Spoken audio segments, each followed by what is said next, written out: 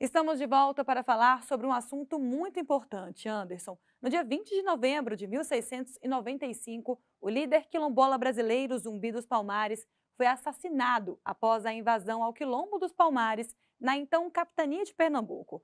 Zumbi teve a cabeça cortada e exposta em praça pública até a total decomposição.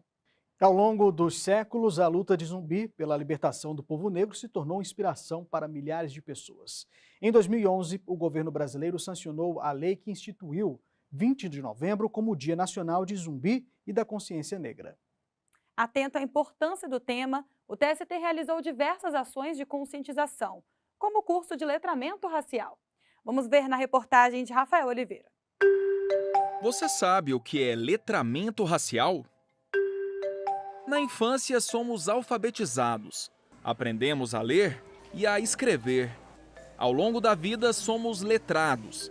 Aprendemos a compreender o que nos é ensinado e, consequentemente, como o mundo funciona. O conceito de letramento racial propõe uma alfabetização do ponto de vista de raça. Ele foi criado pela socióloga americana Frances Widens Twine em 2003. A primeira tradução para o português é atribuída à psicóloga doutora pela Universidade de São Paulo, Lia Vine Schumann. Segundo Lia, o letramento racial está relacionado à necessidade de desconstruir formas de pensar e agir que foram naturalizadas. Para isso, ela propõe os seguintes passos. Branquitude é o nome dado à construção da identidade racial branca dentro de sociedades estruturadas pelo racismo. É a ideia de que a raça branca é superior às outras, que só pessoas brancas são seres humanos e que as pessoas negras estariam excluídas dessa classificação. O racismo não está no passado. Ele não acabou com o fim do sistema escravocrata.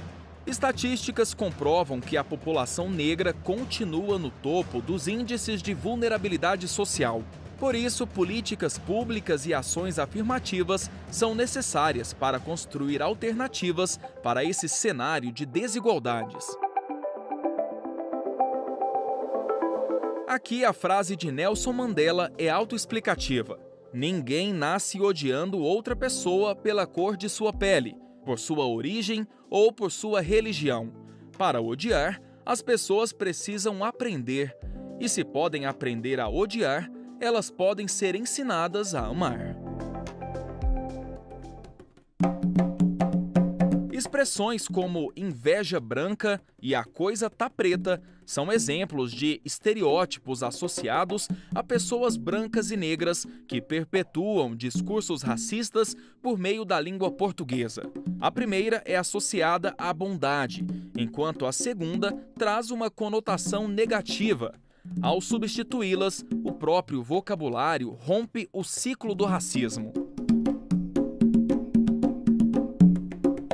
Ao interpretar códigos racistas em diversos contextos, pessoas negras e brancas serão capazes de pensar soluções que contemplem as necessidades de todos os cidadãos. E o que as pessoas realmente pensam sobre o assunto? Uma pesquisa divulgada este ano pelo Instituto IPEC mostra que 8 em cada 10 brasileiros reconhecem que o Brasil é um país racista.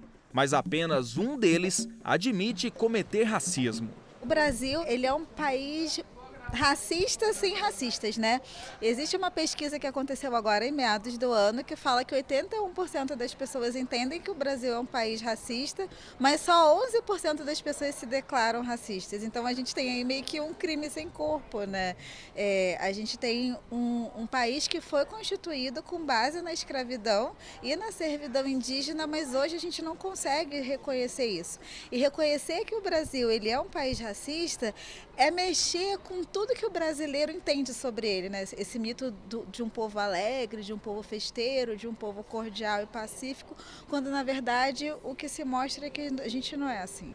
O fato de as pessoas não se reconhecerem como racistas reforça a necessidade de debater o assunto. Pensando nisso, o Tribunal Superior do Trabalho promoveu pela primeira vez o curso Letramento Racial – Reeducar para Construir. A capacitação voltada para magistrados e servidores teve 4 encontros realizados entre agosto e novembro. Especialistas em direito, saúde mental, literatura, história, antropologia, entre outras áreas, abordaram diversos temas que reforçam a necessidade de desconstrução do racismo estrutural vigente no Brasil. Uma das abordagens discutidas foi o chamado racismo recreativo. Com a justificativa do humor, essa prática é vista frequentemente em ambientes públicos e rodas de conversas, inclusive no trabalho. No ambiente de trabalho, a gente tem uma dinâmica importante, que é a dinâmica das microagressões, né? Então, essas piadas racistas, esses comportamentos que estão ocultados nessa ideia do humor, eles vão ser muito comuns no mercado de trabalho e geralmente vão ser uma maneira de expressar comportamentos racistas sem que seja direto, né? De forma direta. Para a gente combater esse tipo de discurso, para a gente combater que é um discurso de ódio, a gente precisa, sobretudo, de um processo educativo, né? Mas também de um compromisso ativo, ou seja, quando a gente está perante, né, uma ação de racismo recreativo, quando a gente está perante a um discurso de ódio, a gente tem que ter a responsabilidade de desfazer aquilo, né? De nos posicionar e dizer, bom, isso aqui está errado, isso aqui não é correto, isso aqui é uma forma de manutenção de um sistema de violência que, inclusive, muitas vezes impossibilita as pessoas de trabalhar, né? Se torna um ambiente de trabalho hostil que, consequentemente, vai ter impacto nos resultados daqueles trabalhadores. Esse posicionamento combativo nem sempre é visto por aí, mas se faz necessário para que haja uma real mudança na sociedade em que vivemos, como explica a professora Tula Rafaela.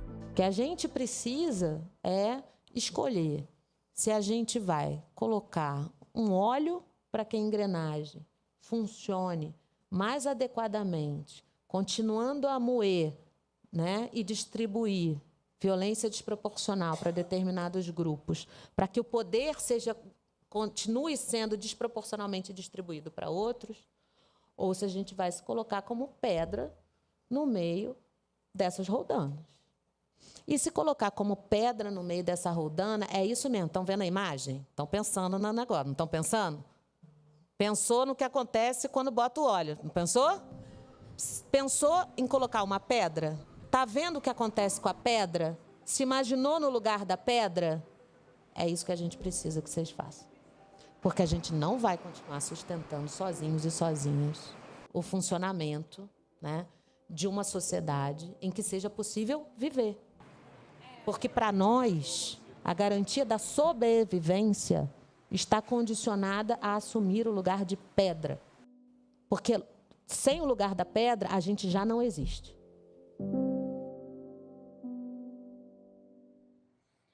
E para encerrar esse curso que mostramos na reportagem, o TST apresentou a peça teatral Para Meu Amigo Branco. A produção retrata o conflito entre um pai negro e um pai branco no ambiente escolar. Do livro para os palcos, a peça foi inspirada na obra de Manuel Soares e é um convite para a reflexão sobre a violência causada pelo racismo em nossa sociedade. Se você quiser saber mais sobre a peça, basta entrar no perfil @parameuamigobranco no Instagram.